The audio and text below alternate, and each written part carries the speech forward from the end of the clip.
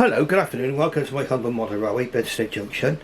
Now I don't normally start with the locomotive on the Lazy Susan. As you know, my format's usually to run it around the track for a little bit and I can talk about it while it's running and then we look at it towards the last. But there's a few things I'd like to explain about this particular model. Now it's a model I just recently received on from eBay, and it was intended to be featured in my 200th subscription special, okay, which I've had to defer until today due to one or two technical issues regarding this locomotive. Now I'll explain to you what happened, okay, and it's a cautionary tale really. I mean, all's well that ends well. I'm happy with the locomotive now, but it's a cautionary tale, okay.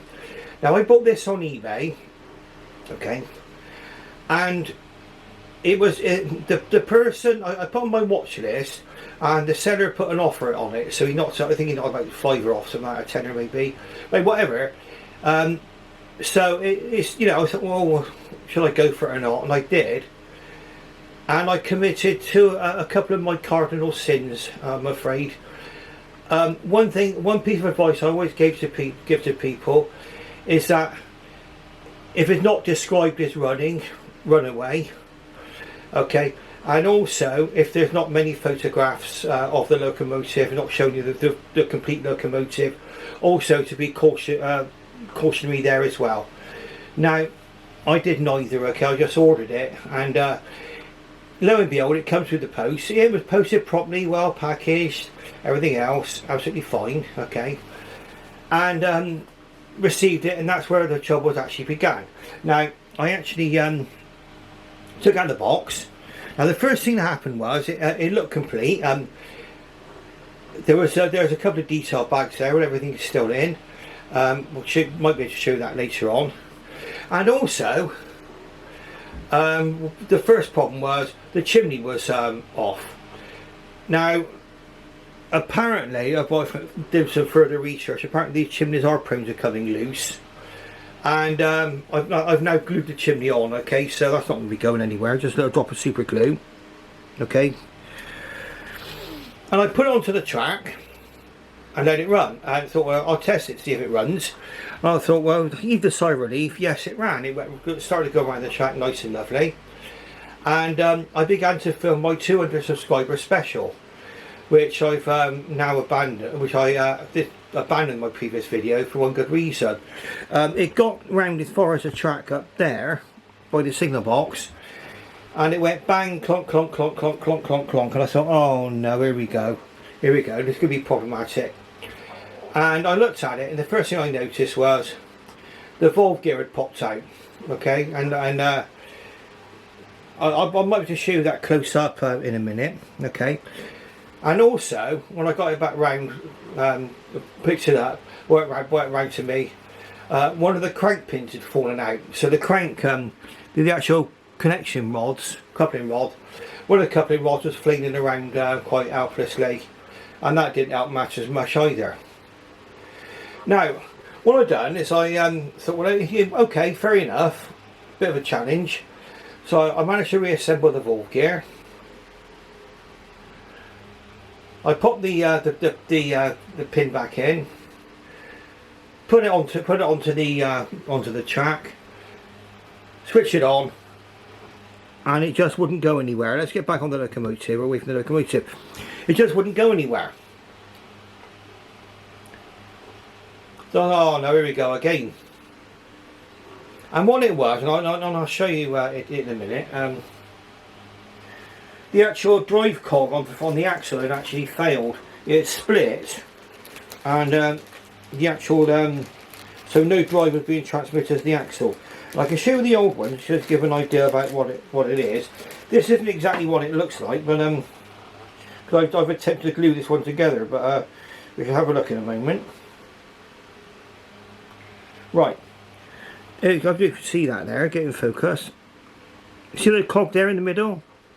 That has split, okay, so no drive was being transmitted to the actual axle,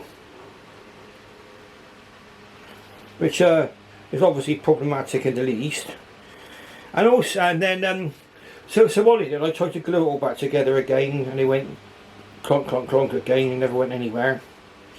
And also Another thing that happened was that the crank pin had begun to, had started to come undone again quite randomly. So I wasn't very pleased about that either. Now you would have thought I might have given up at that stage. I thought no, I won't send it back.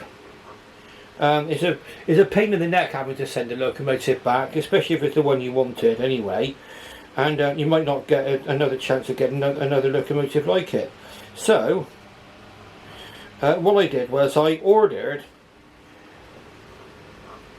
a complete wheel set which contained the actual drive cog on the axle. Okay, and I'll put this all together so it gives you some idea what it looks like.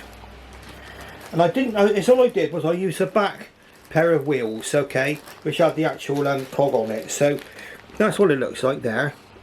Okay, and we got X9458, if you can see that there, X9, I've written on there, N15 King Arthur, I wrote that on there. And that comes from Peter Spares. And that was posted quite promptly, and I received that today. And I was able to put the locomotive back together again, okay? And I ran it around the track, and I thought, as a precaution, I'll just double check. And lo and behold, the crank pin had come undone again, the same crank pin. I'm thinking, well, what's going on here? Okay, and I think I worked out what it is, okay? And now we're going to get back onto the crude drawing, which I promised you you would see. Okay. And it probably looks nothing like what I'm trying to represent, but it will make sense, hopefully. Just turn this around here. I'm going to heighten the camera up just for a moment. And we can get that right in front of me. I can see what I'm talking about. Okay, so if you imagine that's our wheel there, and the crank pin attaches into there. Okay, you imagine that's our connecting rod there with a hole going through the middle, and that's the actual crank pin there. It's threaded there, and there's a shoulder there. Okay, a shoulder. Okay, if you actually saw the crank pin, you'd agree this is quite not a bad little representation.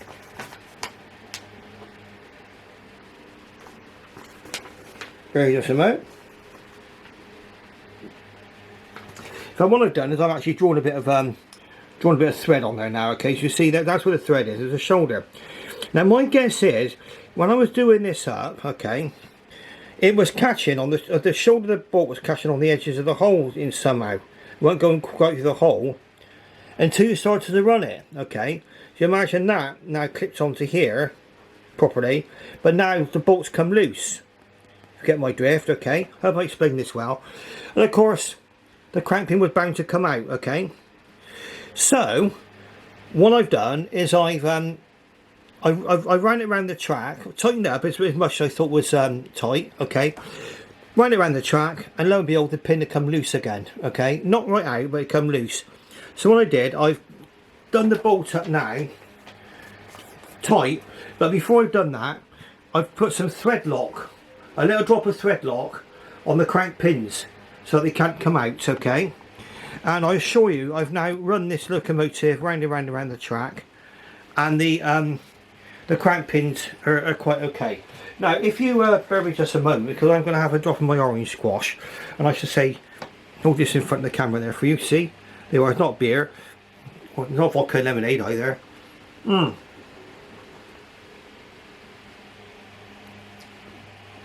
Need to stay hydrated. Now if you're going to be working on the crank pins, okay, you need this. So we call it a nut spinner or a nut spanner. Okay, if you can see it there. Okay, and you've got the different size hexagons on there, the small one and a large one. You need the large hexagon there, and if you're going to be using this, it makes it far easier to put those crank pins back in. In fact, you can push the crank pin into the hole there, and it'll stay steady while you screw it into the actual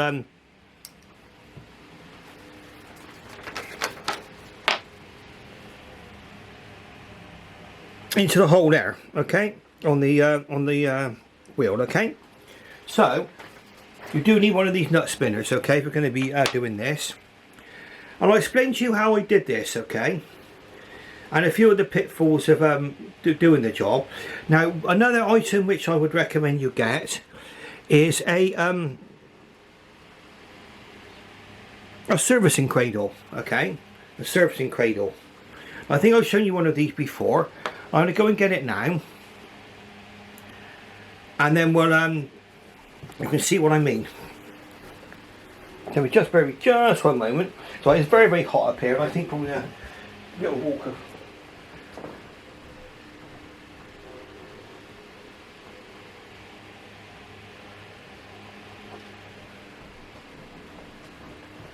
So a quick walk to the other room would be quite helpful for me. Now, this is what this is. You can see it on the box there. The box, I'm not going to take it out, but it gives you an idea. The locomotive fits into the cradle there and holds it steady. Okay, that does really help you when you're actually working on the locomotive. Now what I'm going to do is we're going to have a look at this locomotive close up, and it's going to have to be a case of the hand of the giants. Okay, so if you just excuse me just a moment, I want to show you what I'm talking about. Now,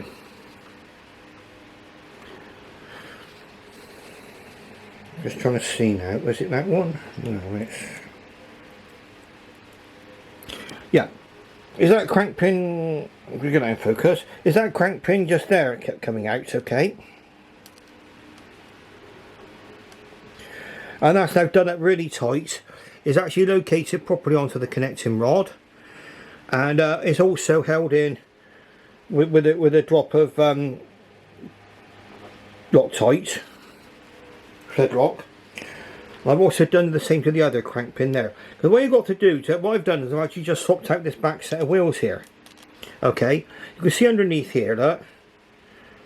That's where the cog is, the drive cog there, look, okay. And that was what was spinning round and round and round and not providing any drive. You can see that clearly there. Okay. Now the valve gear was another challenge again, okay. Now the valve gear should fit into slots in the cylinder there. The actual sliding bar, the slider, see it there? The slider.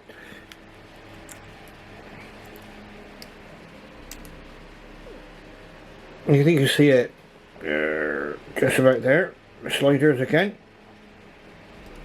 Okay, where the actual motion moves in and out of, they had come out of the cylinders, okay.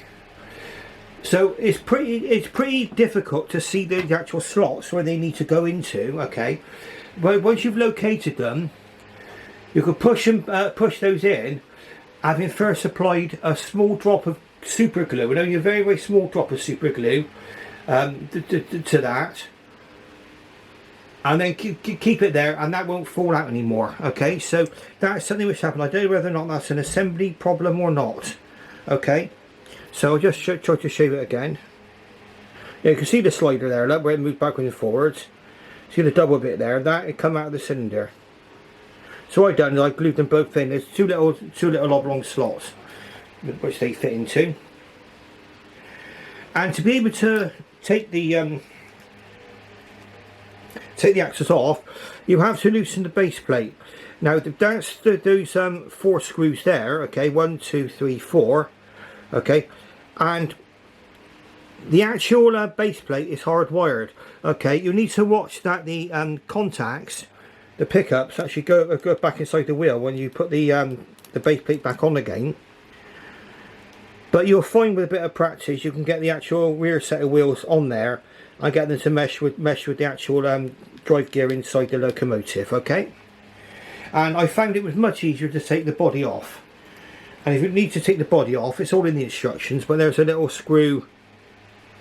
Oops, go focus. It's just behind there. Okay, just behind there is a screw there. So that might give you some idea about the charge and tribulations of my of this locomotive. I managed to get all this assembled today in all this heat as well. Okay, it does require a steady hand. Take your time and have a bit of patience, but if you do have the same problems with your locomotive as I've had with mine, Yes, it can be repaired. It's not beyond repair, but it does need a little bit of carefulness. I mean, the actual sliding part of the motion, you can see there, that can come undone, that bit there, that pops out, okay, but you can just clip that back in. It's quite easy to clip back in once you've got the motion secured in place, okay. That will clip back in, I promise. Okay, so we can have a proper look at the locomotive now and spend a bit of time, and we can watch it go, look at her on the Lazy Susan as well. Now, certain features about this locomotive. Again, we can hold it up there. It's got a fully detailed cab, okay, see that beautiful, look at that, wonderful. I'm going to sneeze. Pardon me, bless me. Now, some things which I've seen as being a bit of a discussion point, and a lot of people have got locos with 6 wheels, and this one has got 8. See that? And it's swivelling bogies, like watch, you swivel. Look at that. Okay, got swivelling bogies. Now the reason why they had such a large tender on the King Arthur class was because the Southern Railway did not have any water troughs, okay? So whereas a Great Western locomotive could be speeding along and they can just put a scoop into the trough and fill it with water, these needed to be filled up at a station or near a water tower, okay? So they needed to have quite a long range.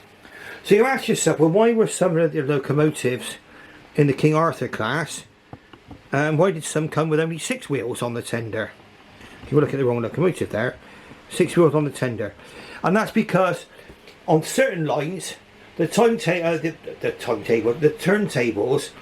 were not long enough to accommodate the locomotive and the 8-wheel tender. So you do get some models actually with 6-wheel tenders rather than the articulated 8-wheel tender. Okay, it's got the early BR crest, so that'll be from 1948 to 1956, okay. And I do believe that's the year when this locomotive was finally retired, okay. They came out in the early 1900s. I'll have to do some more research on it, okay. But this one was, what happened was that these were probably the premier, apart from the Lord Nelson classes, these were probably the premier locomotive on the Southern Railway. Certainly far more numerous than the more powerful Lord Nelson class. But during World War II, Oliver Bulleid came along and came out with the Bulleid Pacifics, which were the Battle of Britain class, the West Country class, small Pacifics, and then the full fat Pacific, the Merchant Navy class. Okay, and they took over a lot of the work that was previously done by these particular locomotives. Now what we're going to do is we're going to put this locomotive onto the track, okay, and we're going to watch her go round, and you can see how well she runs. We'll have a better look at her on the Lazy Susan just quickly as well. Let's get loco and tender together. Okay, so you can see we're in focus. Okay, you've got the number there, 30737. I think under the Southern Railway, 737 would have been the number, would have been on it. You've got a separately fitted handrail there. Quite well detailed valve gear there, and it is quite finely made valve gear. Okay, and so with that you'll need to be careful. Make sure that those sliders there, where the slider goes in, make sure it's going into the cinder, make sure they're not loose, okay? You see you've got a representation of the safety valves and whistles there and everything on top of the cab. And on there is a King Uther UHTR. Got smoke deflectors.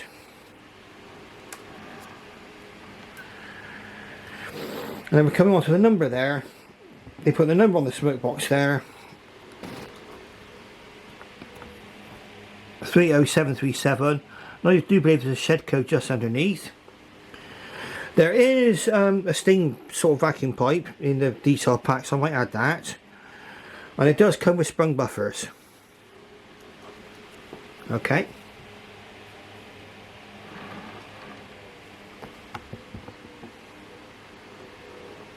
And you can see again you've got the brass pipe work down the side there.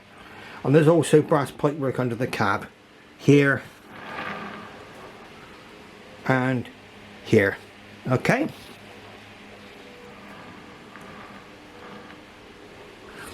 Right, look inside the cab there, and then on the back you've got the lamp irons there as well, the vacuum pipe on the back of the tender there, and the coupling. And there is a coupling for the front of the locomotive actually in the detail pack, which can be fitted should you so desire. And it's a very, very detailed cab. Now, am I glad I bought this model even though I had all these little problems with it? Yes, I am. And I'll tell you the reason why. Because with a little bit of patience, finding out about the ability of spares from Peter Spares for that spare back axle, complete with a drive cog, I think what I've been able to do is make this into the locomotive it should have been. Okay. I've got this locomotive has been run in the past, and I know it has because there was a fair bit of carpet air stuck in the wheels, okay, in the axles, which I've now removed. It got into the driving axle. I've got all that out there now. I've lubricated everything as well, so that's absolutely fine. Now what we're going to do, I'm going to put this locomotive onto the track and I'll watch it go around the track, okay, and just put her through her paces.